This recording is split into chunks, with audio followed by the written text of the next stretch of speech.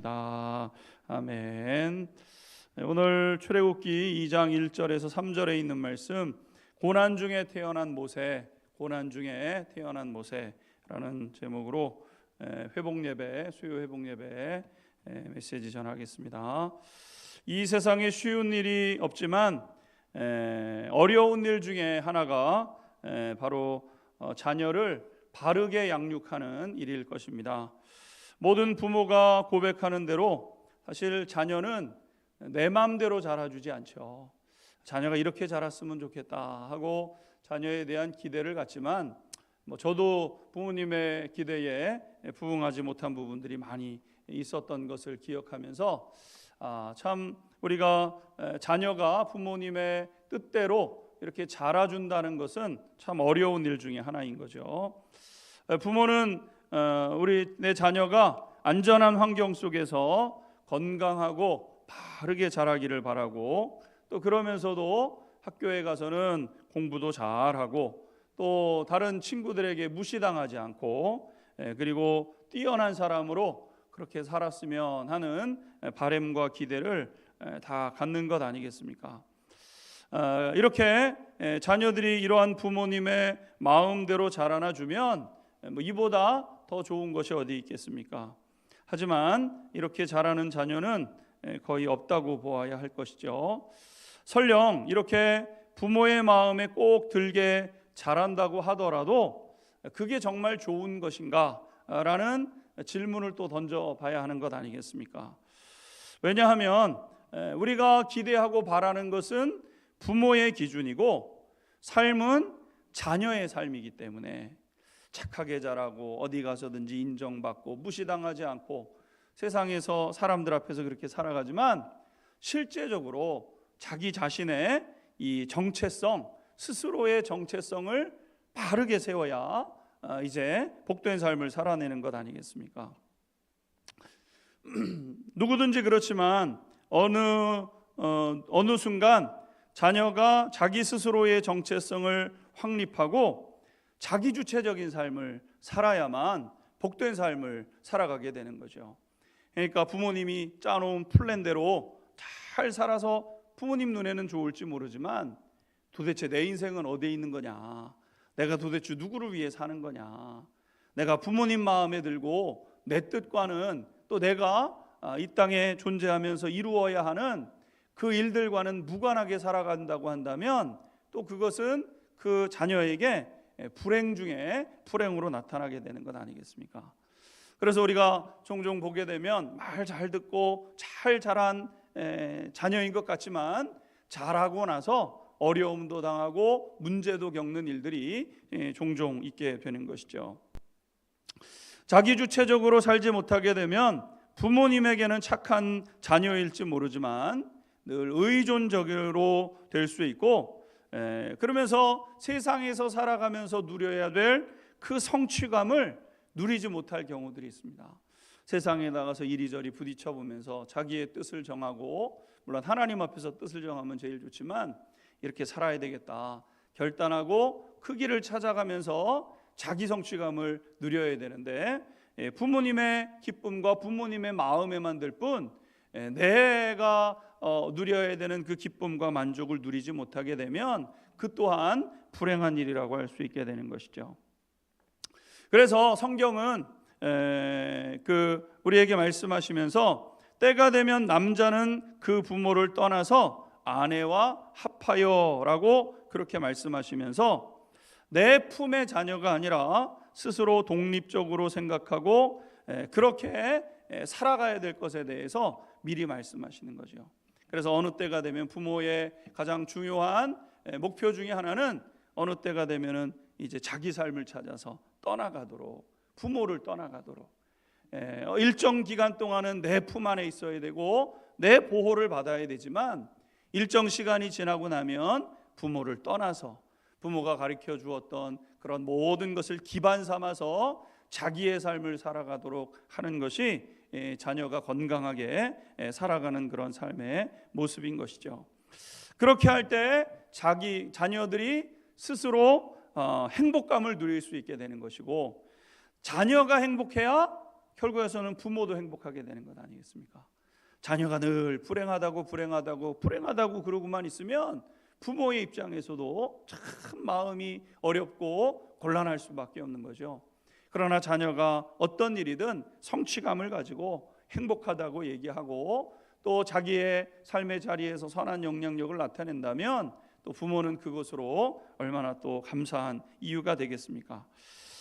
오늘 본문을 보게 되면 오늘 본문에는요, 모세의 출생을 기록하고 있는 그러한 내용이 담겨져 있습니다. 모세는 참 어려운 상황 가운데서 태어나게 되었죠. 7년 대 풍년 뒤에 7년 대 흉년이 이제 오게 되는데 이 시간을 잘 준비한 사람이 요셉 아니었겠습니까? 요셉. 그러니까 이제 풍년이 있으면 꼭 흉년이 있기 마련인 거예요. 그러니까 늘 우리는 풍년 때에 더 잘 준비하고 흉년의 때를 준비하는 지혜가 있어야 되는 거죠.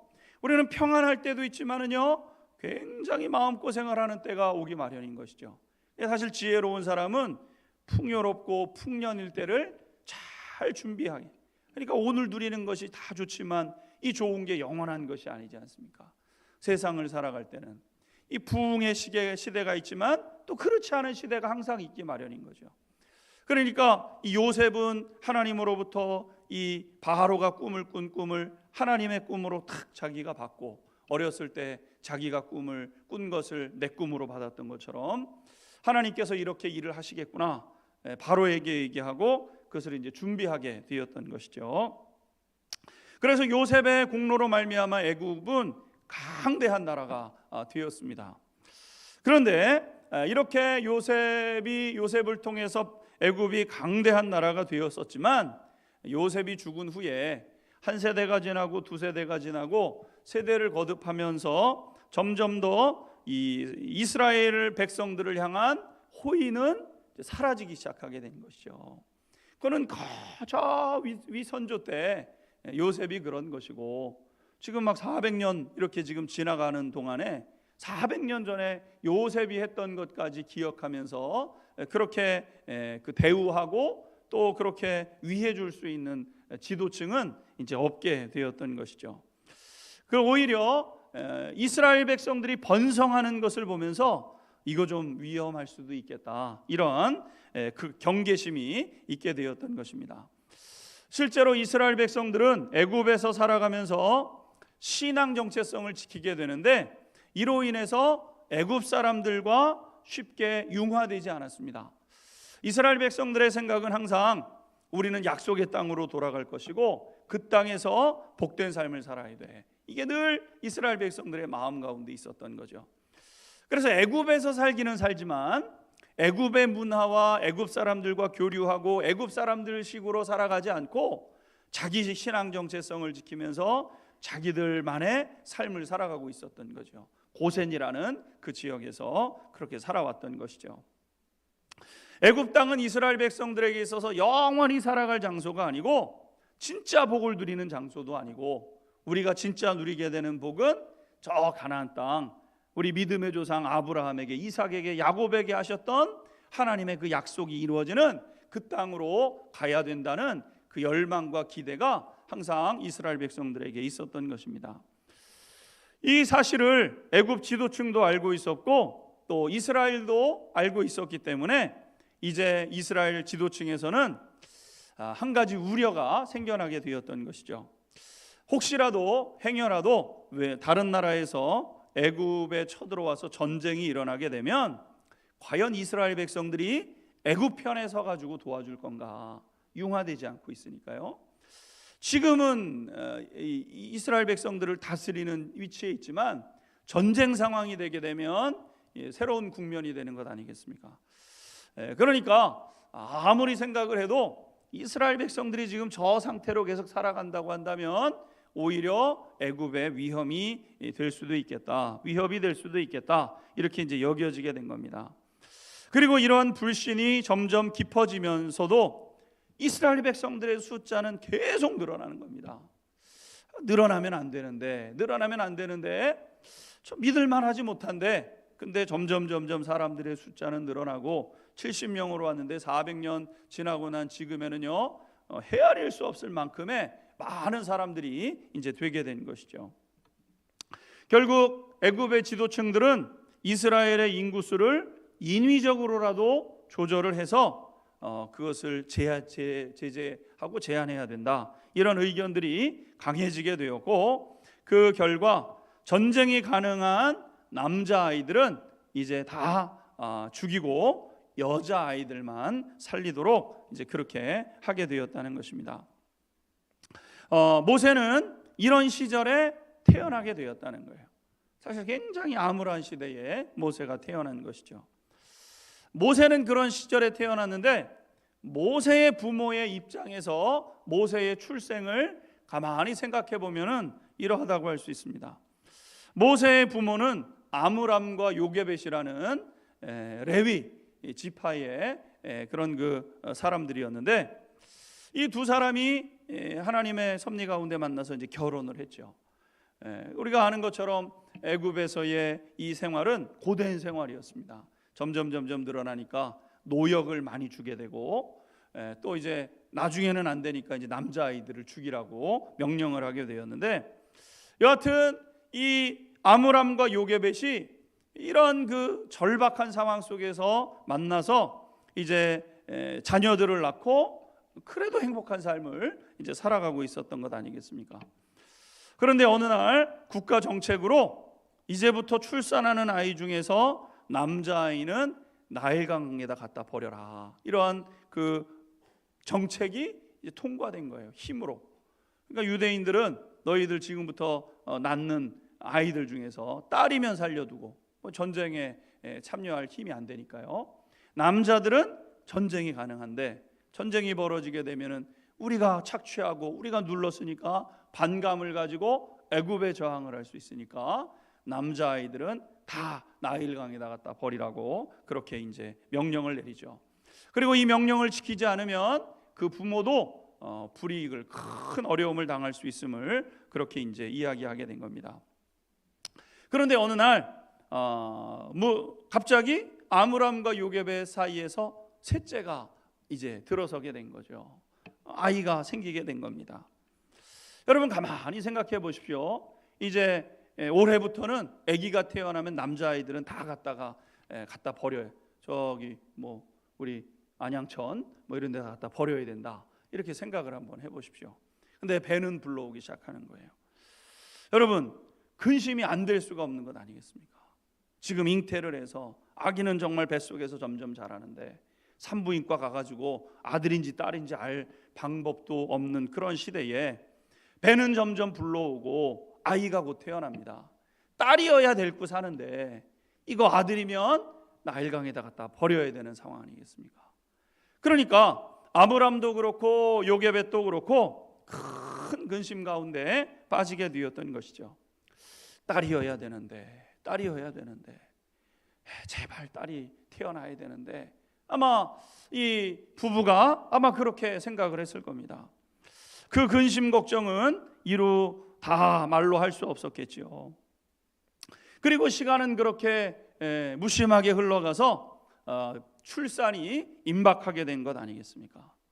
그리고 힘을 주어서 아이를 출산을 했는데 딱 낳고 보니까 아들이 태어난 거죠. 아들.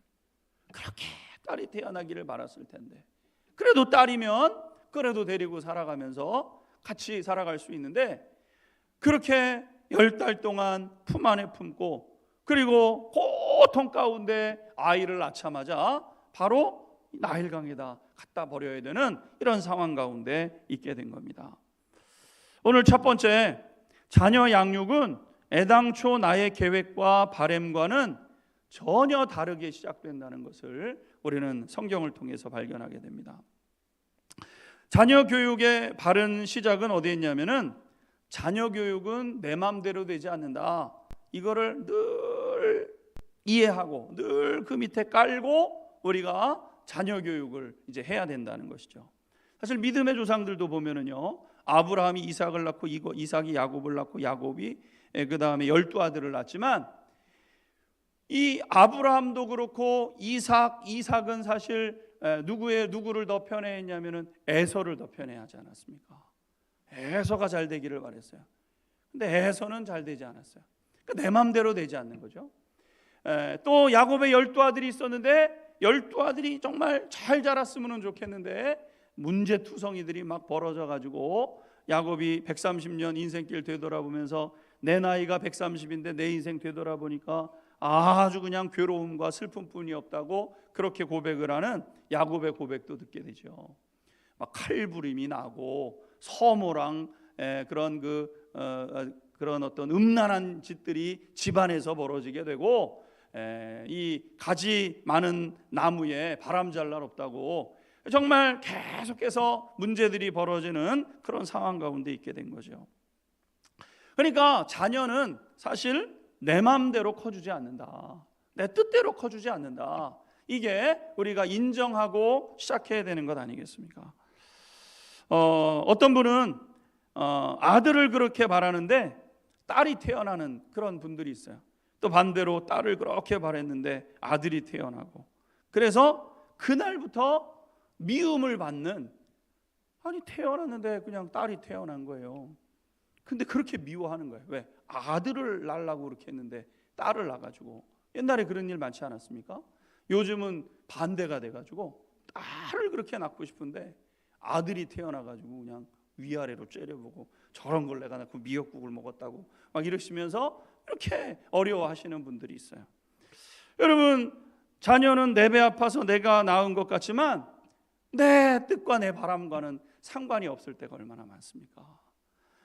이렇게 아들을 낳고 싶은데 딸이 나오고, 딸 낳고 싶은데 아들이 나오고, 이거는 우리의 범위를 넘어서는, 인생의 사람의 범위를 넘어서는 그런 영역이 아니겠습니까? 그래서 이 부분에 대해서 이상히 여길 필요가 없다는 거예요. 왜 쟤는 저렇게 잘하는가? 그렇게 이상히 여길 필요가 없습니다. 자녀는 자녀들의 삶이 있어가지고 그 걸음을 걸어가는 것이죠. 다만 우리의 바람은 하나님 앞에서 자기 사명을 잘 찾아가면 되는 거예요. 자기 사명, 하나님 앞에서. 하나님이 정답을 쥐고 계시는 하나님이니까, 하나님이 생명을 주신 생명의 근원자시니까, 하나님께서 우리 자녀들 한 사람 한 사람에게 하나님께서 계획하고 계신 그 계획이 선하고 좋은 것이니까, 그 선하신 하나님의 계획을 찾아서 걸어가면 그럼 그 자녀가 이제 복되어지는 것이죠. 오늘 두 번째, 그래서 하나님은 우리 자녀들을 향한 명확한 계획을 가지고 계시다는 사실을 우리가 믿고 또한 인정해야 된다는 거죠. 자녀는 내 마음대로 크지 않습니다. 두 번째, 그런데 인정해야 될 것은 하나님은 내 자녀를 향하여 명확한 계획을 가지고 계시다는 거죠. 생명의 주권자 되시는 하나님께서 내 자녀를 향해서 놀라운 계획을 가지고 계시는 것이 진리입니다. 오늘 말씀해 보게 되면 이렇게 혼탁하고 위험한 세상에서 모세가 태어난 거예요. 여러분, 모세가 태어난 이 사건을 보게 되면은 굉장히 비극적인 것처럼 보입니다. 아마 믿음이 없는 사람들의 눈으로 볼 땐 아이고 지지리도 복도 없다. 태어나자마자 어떻게 해요? 강물로 들어가는 거예요, 여러분. 응애 한번 울어보고는 그 다음에 강물로 들어가는 그런 시대에 모세가 태어났어요. 모세는 복이 없어도 그렇게 없을 수 없는 그런 사람 아니었겠습니까? 그런데 모세가 이렇게 태어난 것이 정말 우연이고 비극인가? 아니라는 거죠. 출애굽기가 이제 주목하고 출애굽기가 이 지금 써나가기를 원하는 그 내용이 여기에 있는 것 아니겠습니까? 하나님께서 그 암울한 시대에 모세를 통해서 이루실 일이 있으셔가지고 모세를 그 시대에 낳게 하신 거예요. 그러면 이런 상황 속에서 부모의 역할은 무엇인가? 부모의 역할은 무엇인가? 오늘 이렇게 말씀하고 있습니다. 우리 2절 말씀 같이 한번 읽어보도록 하겠습니다. 본문 2절입니다. 시작. 그 여자가 임신하여 아들을 낳으니 그가 잘생긴 것을 보고 6달 동안 그를 숨겼으나. 아멘. 그 여자가 엄마죠. 모세의 엄마가 아기를 딱 낳아놓고 보니까요, 정말 대단한, 범상치 않은, 그러니까 요게벳이 이 모세의 모습 속에서 범상치 않은 부분을 발견하게 돼요. 이게 굉장히 중요한 포인트죠. 자녀를 바라보면서 하나님의 관점에서 하나님께서 보게 하시는 그 모습으로 내 자녀를 볼 수 있는 것. 육신의 눈으로 육신의 기대와 나의 어떤 소망으로 자녀를 보는 것이 아니라 하나님의 관점으로, 하나님의 관점에서 보니까 뭔가 남다른 것 같아요. 뭔가 그 특별함이 있는 것이 부모의 눈에 보이게 된 것이죠. 하나님께서 분명히 뭘 주셨는데, 하나님께서 내 자녀에게 뭘 주셨는데, 다른 사람들에게는 없어 보이는 뭔가 자녀에게만 있는 하나님이 주신 거죠. 내 자녀에게 주신 그 모습을 이 엄마가 이 요게벳이 그것을 발견하게 된 것입니다. 그것이 무엇인지 명확하게 설명을 할 수는 없어요. 왜냐하면 나중에 그 일들은 드러나게 될 테니까. 마치 씨앗인데, 여러분 우리가 씨앗을 볼 때는 씨앗이 이게 도대체 무슨 씨앗인지 잘 모를 때가 많지 않습니까? 근데 그 씨앗을 심어서 잘 물을 가꾸면 나중에 그것이 자라나 가지고 잎을 피우고 꽃을 피우고 그 다음에 열매가 되면, 야, 이런 열매구나, 이렇게 아는 것처럼 우리가 자녀들을 양육하고 자녀들을 바라볼 때는 그 안에 도대체 뭐가 있는지는 잘 몰라요. 근데 씨앗과 같은 거 귀중하게, 저것이 저 아이에게 있는 고유성이구나, 하나님이 주신 독특함이구나, 하나님께서 일하시고자 하는 그 하나님의 그 창조의 그 모습이구나, 그것을 딱 캐치해서 그것을 돌보고 그것을 이제 세워주는 그런 역할을 하는 것이죠. 그래서 오늘 본문에 보게 되면은 아므람과 요게벳이 모세를 숨기기로 했다는 겁니다.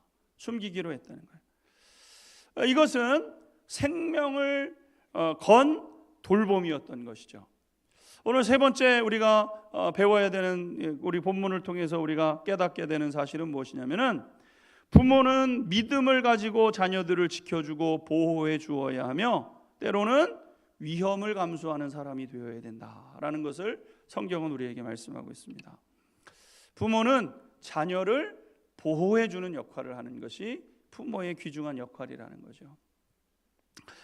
당연한 겁니다. 그리고 그 당연한 일을 해가야 한다는 것이죠.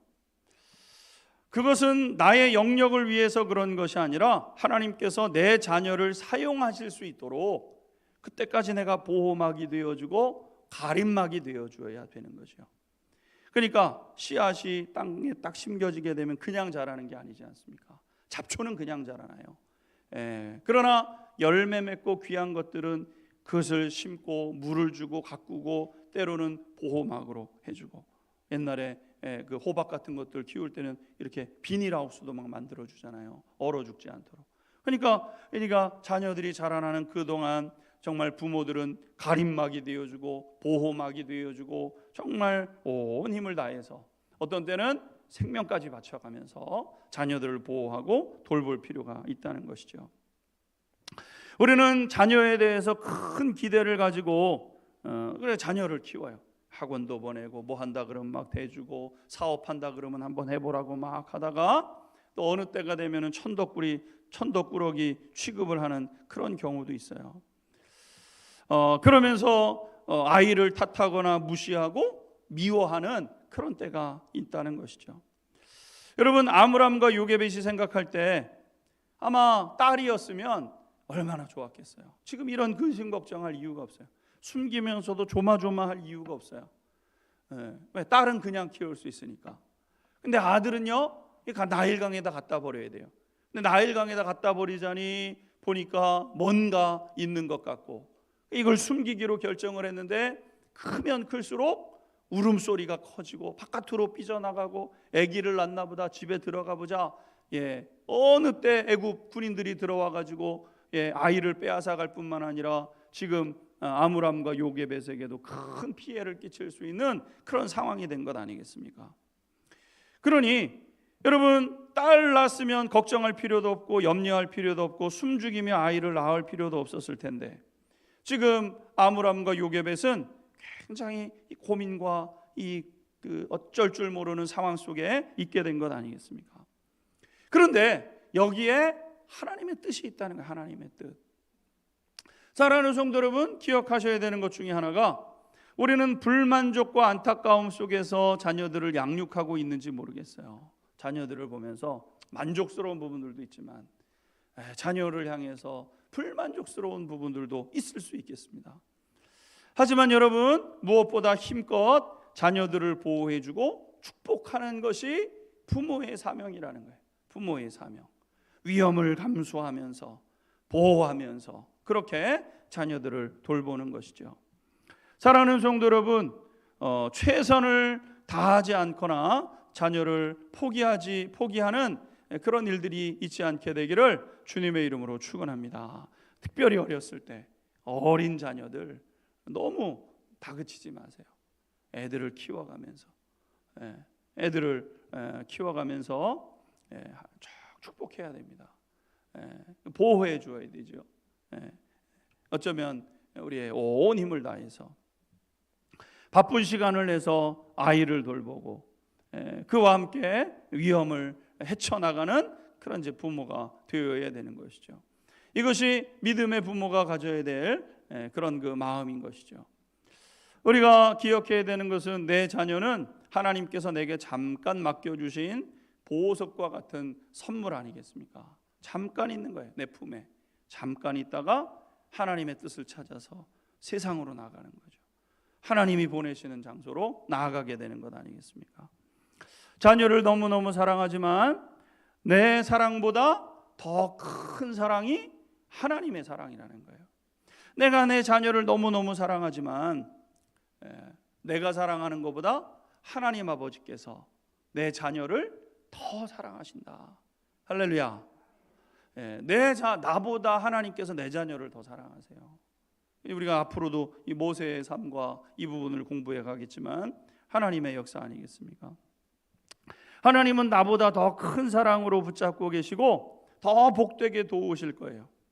그래서 하나님께서 사랑하라고 한 그 시간 동안 꼭꼭 가슴에 품고 있다가 때가 되면 하나님께 의탁하고 맡겨야 하는 때가 이제 찾아오게 된다는 것이죠. 이것이 오늘 본문 마지막 교훈입니다. 자녀를 보호해야 하지만 하나님께 의탁해야 하는 때가 찾아오게 된다는 것이죠. 3절 같이 한번 읽도록 하겠습니다. 본문 3절입니다. 시작. 더 숨길 수 없게 되매 그를 위하여 갈대 상자를 가져다가 역청과 나무진을 칠하고 아기를 거기 담아 나일강과 갈대 사이에 두고. 아멘. 자, 석 달 동안 그를 숨겼는데 더 숨길 수 없게 되매 울음소리가 터져나가고 이제 할 수가 없는 거예요. 애굽 군사들에게 걸리는 거는 시간 문제입니다. 애굽 군사에게 걸리게 되면 아기는 물론이고 부모도 죽임을 당할 수도 있는 그런 상황인 것이죠. 그러면 지금 또 다른 아이들이 있는데 미리암과 아론, 모세 위에 태어난 누나도 하나 있고 오빠도 하나 있어요. 지금 모세를 딱 태어나고 이거를 숨겼어요. 뭐가 있구나 딱 숨겼어요. 근데 이게 한계에 딱 부딪히게 되죠. 그게 100일이었습니다. 100일, 한 석 달 정도. 막 울음소리도 커지고 성장 속도도 빠르고 막 그래요. 애굽 군사에게 발각되는 날이면 모세가 죽는 것은 당연한 것이지만 부모도 죽게 되고 이제 자라가야 되는 어린 미리암과 아론도 부모가 없으면 고아로 자라나야 되는 상황 아니겠습니까? 그러기에 아므람과 요게벳은 셋째 모세도 중요했지만 첫째 둘째도 보호해야 했던 것이죠. 그래서 행동으로 옮기게 되었다는 겁니다. 우리가 읽었던 본문 3절을 보시면 더 숨길 수 없게 되매 그를 위하여 갈대 상자를 가져다가 역청과 나무진을 칠하고 아기를 거기 담아 나일강 갈대 사이에 두게 되었다. 이렇게 말씀하고 있습니다. 아므람과 요게벳은 갈대 상자를 만들어 아이를 넣고 나일강에 이제 흘려보내게 되었다는 거예요. 여러분, 갓난아기를 물에 떠나보냅니다. 조그만 나무 상자 같은 데다가 담아서 나일강에 띄워버리는 거예요. 이때 부모의 마음이 어땠을까요? 이때 요게벳의 마음이 어땠을까요? 100일 동안 옹알옹알거리기도 하고 엄마 젖을 빨면서 미소도 짓고 엄마를 빤히 쳐다보면서 엄마 얼굴을 익혀가고 있는 그 이제 태어나서 이제 막 100일 된 저 얼마나 이뻐져요, 여러분. 막 100일이 된 그 아이. 근데 이제 더 이상 내 힘으로 안 돼요. 내 능력을 벗어나요. 그래서 갈대 상자를 촘촘하게 만들어 가지고 그리고 그 아이를 갈대 상자에 넣고 흘려보내는 거예요. 어떤 것도 보장된 것이 없습니다. 아니, 무엇이 기다리는지 몰라요. 아니, 나일강가로 가다 보면은요, 안 될 확률이 더 높죠. 물이 치다가 뒤집어질 수도 있고 여러 가지 이 물 속에 뭐가 있는지도 모르고, 여러분 이게 행여라도 뒤집혀 가지고 애가 물에 빠지게 되면 거기서 살아남는 방법은 없지 않습니까, 여러분? 당연히 죽을 확률이 더 높은 그런 상황인 거죠. 그러나 여러분, 떠나보내야 되잖아요. 아프지만, 괴롭지만, 두렵지만 떠나보내야 되는 때가 오는 거죠. 하나님을 믿고 떠나보내야 되는 때가 오게 된다는 것이죠. 오늘 마지막으로 우리가 기억해야 될 것은 부모는 하나님이 될 수 없다는 거예요. 부모가 하나님 아닙니다, 여러분. 부모가 아이의 모든 것을 다 책임져 주지 못해요. 다 해주고 싶죠. 다 해주고 싶지만 해줄 능력도 없거니와 할 수도 없고 해서도 안 되고, 부모는 하나님이 아니다. 부모가 아이의 모든 것을 다 책임져 줄 수 없습니다. 부모 역시 사람일 뿐이고 연약한 존재일 뿐이고 내 능력을 벗어나는 때가 오게 되는 것이죠. 이때 어떻게 해야 하는가? 이때가 바로 하나님께 맡기고 떠나보내야 하는 때, 하나님께 맡겨야 되는 때. 선한 아버지 되어 주세요. 온 힘을 다했습니다. 이제부터 하나님께서 아버지가 되어 주세요. 하나님께서 어머니가 되어 주세요. 그리고 자녀를 하나님께 의탁해서 떠나보내야 되는 거예요. 우리는 아이들을 보호해주고 목숨처럼 귀하게 여기는 일을 해야 하죠. 첫 번째라 그랬어요. 아이를 온 힘을 다해서 돌보고 내 목숨, 이 아므람과 요게벳이 정말 생명을 걸고 모세를 숨겨갔던 것처럼 우리에게 주어진 시간과 기회를 통해서 온 힘을 다해서 목숨처럼 여기면서, 아니 내 생명보다 귀하게 여기면서 자녀들을 돌보고 우리가 그 아이들을 보호해야 되는 때가 있지만, 그러나 때가 되면 아이를 하나님께 의탁해서 떠나보내야 한다는 것이죠. 전자보다 후자가 더 어렵습니다. 그게 자녀 아니겠습니까? 내 목숨보다 자녀의 목숨이 더 귀한 것처럼 여겨지고, 또 그것이 부모의 마음이죠. 그래서 자녀를 떠나보내는 게 어려워요. 그러나 자녀를 떠나보내야만 하는 때가 온다는 것이죠. 언제나 어려워 보이기만 하고 아무것도 할 줄 모르는 것 같고 험한 세상에 나가면 쓰러질 것 같고, 그럼에도 불구하고 그를 보내야 된다는 거예요. 여기에 한 가지 믿음이 필요한 것 아니겠습니까? 하나님께서 이 아이를 지켜주실 것이라는 믿음. 하나님께서 내 자녀를 지켜주실 것이라는 그 간절한 소망과 그 간절한 믿음으로 우리가 그 일을 행하게 되는 거예요. 사랑하는 성도 여러분, 다시 한번 기억하셔야 됩니다. 내가 내 자녀를 사랑하는 것보다 하나님께서 내 자녀를 더 사랑하신다는 거. 내 자녀 너무 사랑하죠. 내 자녀 너무너무 사랑스럽죠. 그러나 내 아버지 하나님께서 내 자녀를 더 사랑하시는, 그러니까 하나님께서 모세를 그 시대에 그곳에 보내신 거예요. 때가 되면 힘들고 어렵더라도 하나님께 맡기는 거죠. 아버지 아므람과 어머니 요게벳은 100일이 채 되지 않은 아기를 떠나보내며 기도했을 거예요. 왜? 그들은 신앙인이었으니까. 뭐라고 기도했겠습니까? 하나님 지켜주세요. 하나님 보호해 주세요. 이제부터 하나님께서 진짜 아버지로 계셔주세요. 그리고 그 아이를 해서 떠내보내는 거죠. 사랑하는 성도 여러분, 우리에게도 이런 기도가 필요로 하죠. 이러한 기도가 필요로 합니다. 자기주체적인 삶을 살아가고 하나님께서 맡겨주신 그 사명을 찾아가야 되기 때문에, 그 길들을 찾아가면서 그 사람으로 서야 되기 때문에 불안불안하고 조마조마하고 애절하고 정말 어쩔 줄 모르지만 그때부터는 하나님 아버지께 의탁하는 것이죠.